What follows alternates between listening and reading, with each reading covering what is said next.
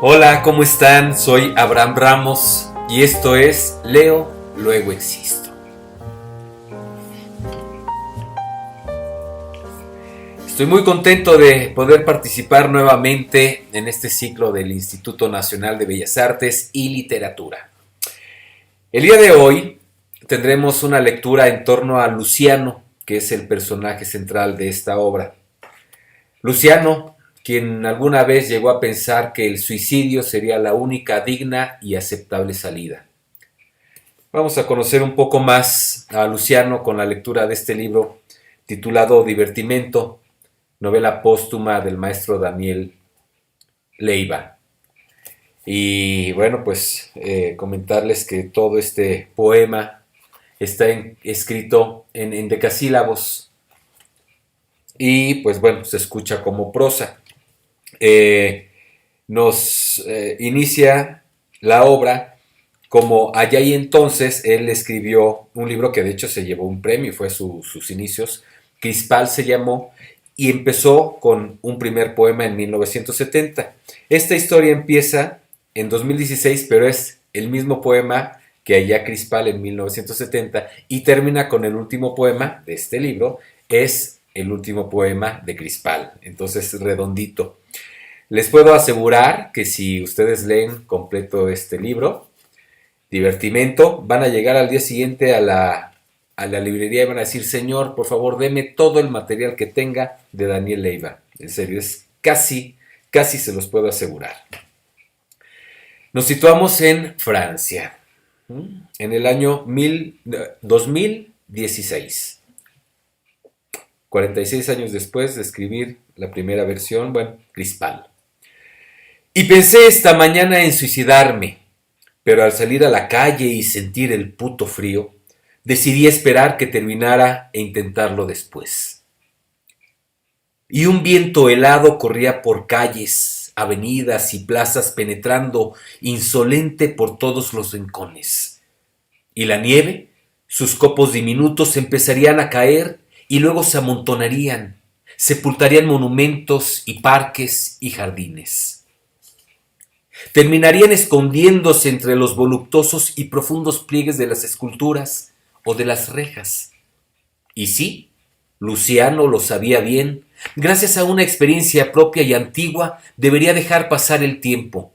Unos 2 meses, tal vez 3, no más. Pero tiempo ya no tenía mucho, se le estaba acabando lentamente. Luciano y sus 300 años huecos, su mirada color castaño triste. Luciano y sus marchitas manos cierran la puerta con puntual delicadeza. Luciano, con zapatos de payaso, sale a la calle a vagabundear.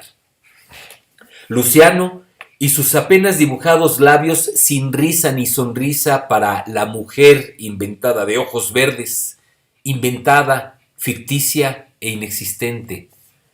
Luciano, que en la silla se sentó del otro lado de la mesa, absorto frente al vacío, sin mujer alguna, fuera el que fuese el color de sus ojos. Y sí, Luciano y su voz que madura buscando a quién decirle, y pensé esta mañana en suicidarme, pero al salir a las calles, etc. 2. Cuando Luciano pensó esa mañana en suicidarse, no era la primera vez. Lo había pensado hacía muchos años, pero lo había ya olvidado. Y de los motivos que le llevaron a tomar en aquel entonces esa, por fortuna, fallida decisión, no le quedaba ya ningún recuerdo. Nada más preservaba su memoria la imagen de los bellos ojos negros de Rosa, siempre abiertos y leyendo. De aquellos frías del invierno del remotísimo 1970, solo le había quedado un sobre en donde capturó el primer copo de nieve caído en París y que guardó en el bolsillo interior de su chaqueta, al lado de la pluma fuente que sus abuelos le obsequiaron para que registrara sus recuerdos. Una tarde cualquiera, caminando por un parque o cruzando por un puente o visitando a nuestra dama, tarde, como los años antes de Cornelius, ya olvidada, el bolígrafo estalló. Y dentro de su pecho se rompió, Saltó en pedazos ese atardecer, una piñata llena de memoria que ahí llevaba y en donde los ayeres día tras día se depositaban. Y el calor liberado derritió aquel primer pequeñísimo copo de nieve que Luciano conservaba en un apenas traslúcido sobre correo aéreo papel cebolla. Esa mañana, al cabo de 40 y tantos años, en el mismo mes, el mismo día y la misma ciudad, pero en la orilla contraria del río, Luciano se abrigó y salió a la calle. Su departamento estaba en el tercer piso, elegante y burgués edificio del barrio 15, alejado de aquel en donde hacía muchos años, llegó a pensar en el suicidio sería la única digna y aceptable salida. Esa mañana, al salir a la calle, rememoró la madrugada cuando pensó en quitarse la vida. Y al sentir sobre su entomecido y anciano rostro la helada remembranza del aire, el aire frío espinando aguijones en su memoria, pero no en su cara, tomó la decisión de suicidarse. Y aunque un helado viento recorriese las avenidas, calles, bulevares y se infiltrara sin ningún respeto por secretos, anónimos, recónditos rincones, los minúsculos cristales de hielo, dóciles copos de nieve, no descendían. ¿Acaso los cambios climáticos, quizá el ozono, pero la blanca y fría espuma del invierno no se extendía aún por los jardines, ni por los parques, ni por los vacíos balcones florados de amarillo, o de rojo, o de lila en el verano? Ni se convertiría en agua helada por el arroyo huyendo, y tendría Luciano que esperar un poco más. Luciano y su tediosa vida a cuestas cierra con llave la puerta con manos trémulas, como dos perfectas lunas que orbitan frente a sus ojos, chocando, colisionando frente a su mirada melancólica y triste resultado de unas casi incipientes cataratas. Luciano, con su escuálido bigote sobre la boca de delgados labios, su dentadura postiza, barata, con su cojera, su dolor, su gota con sus cristales, filosas navajas solo en 10 de los dedos de los pies. Luciano caminó, sí, pasos lentos, torpes, lánguidos son un caminar. Se sentó en un café, solicitó una cerveza como si estuviese rogándole, implorándole al mesero su permiso y ya, solo murmuró: Te lo confieso, mi querido cuerpo vencido, te lo tengo que decir. Esta mañana pensé en suicidarte. Vamos, ayúdame un poco. Imagina cómo podríamos llevar a cabo nuestro suicidio sin ningún dolor, sin sufrir, retirarse, simplemente irse yendo. Debemos aceptarlo, reconocerlo. Somos, tanto tú como yo, unos miedosos y cobardes. 3. Luciano fue huérfano desde los 2 años. Creció con sus abuelos como Rosa y pasaba los atardeceres escuchando los tangos y boleros que tanto le gustaban a su abuela, o con su abuelo en su despacho oyendo sus viejos discos de música gala. De ascendencia francesa por su abuelo, descendiente de un joven y aguerrido legionario que estuvo en la batalla de Camarón a mediados del siglo XIX, nacido en un pequeño pueblito en las afueras de París. Ménilmontant, y sí, señora, a cuya pequeña iglesia, bistrot o estación de tren que todavía no construían, hubiese vuelto de no conocer, y sí, señora, a una veracruzana sensual y generosa que le hiciera olvidar por las noches los océanos, el Atlántico, el mar de los Sargazos y hasta el Mediterráneo al que nunca viajó. Salió de Francia por el puerto de Brest. Se fue olvidando de las aguas todas, incluso aquellas que corrían bajo los puentes del Sena, de todo, agua o tierra que más allá estuviese de Coatzacoalcos o los Tuxtlas. La infancia de Luciano transcurrió entre el profundo amor de sus abuelos y una melancolía cuyo origen o causa siempre lo desconocieron tanto médicos como sus maestros, pero que poco a poco fue invadiéndole conforme el tiempo pasaba y pasaba. Un niño triste, un poco temeroso, sin ambiciones, retraído, tímido y en ocasiones un tanto cohibido. Como todos los niños, quiso ser futbolista o doctor, y le gustaba imaginar historias. Se leyó uno por uno los libros que tuvo en sus manos. La buena biblioteca sobre literatura, en especial francesa, propiedad de la familia. La devoró antes de cumplir los 15 años. Después la adolescencia. Y cuando le asaltó la adolescencia, supo que no tenía, nunca tuvo vocación y ninguna preferencia por esta profesión o para aquella carrera en especial. Y como todos los jóvenes, soñó con ser cantante. La excelente memoria de Luciano propició que sus años escolares fuesen un pasatiempo, no tortura. En la escuela aprendía de memoria. Nada de razonar o de inducir, nada de deducir o discernir. Luciano fue dedicado, estudioso, un Funes memorioso. Sin embargo, no tenía la más mínima ambición. Al finalizar su preparatoria, vendió sus 2 colecciones de discos, boleros, tangos y tangos, boleros, acompasado regalo a lo largo de cada cumpleaños que su abuela le iba haciendo, los volúmenes completos de fotografías de futbolistas y un estetoscopio que le compró a un anticuario de La Lagunilla, su abuelo. Y apenas cumplió 21 años y fue mayor de edad, obtuvo su pasaporte y se fue a recorrer Europa, a pasear por Francia, acaso tan solo a ver París, tan solo a verla. Desde aquel aguerrido legionario que desertó después de la batalla de Camarón, ninguno, ni los hijos, ni los nietos, tampoco los bisnietos ni los tataranietos conocieron Europa. Y ahora su chosno sería el primero en cruzar el mar océano. A sus abuelos escuchó Luciano y a las amistades de sus abuelos decir lo que decían de París. Sin embargo, Luciano ya lo intuía, lo presentía desde aquellos años. Nunca es verdad lo que se dice cuando todos afirman que todos lo dicen. Y simplemente por eso Luciano no volvería nunca más a México y nunca más saldría de París. ¿Les está gustando? A mí sí. 4.